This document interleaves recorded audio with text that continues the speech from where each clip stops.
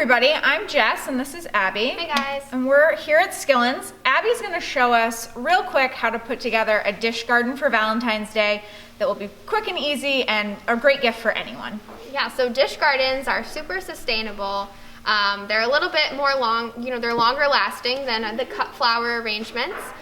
So we have some choices here of our plants to put in our dish garden. We have Cyclamen.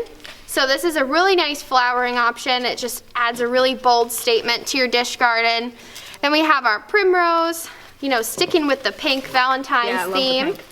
And then we have our red edged Peperomia here. Just kind of pops off the colors of the flowering plants there. Yeah, some good texture in there too. Yeah, good texture. It's just a nice complement in there.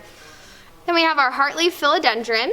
So it has the nice heart leaf. So I love those. Yeah, just kind of going along with the Valentine's theme. And this one's gonna crawl over the edge there and just kind of give you that spiller effect. So that's a nice addition to your dish garden, and this is what it would look like if you had it all potted up. Perfect, I love it. Well, thanks guys for joining us here at Skillins, and we hope you all have a happy Valentine's Day. Happy Valentine's Day.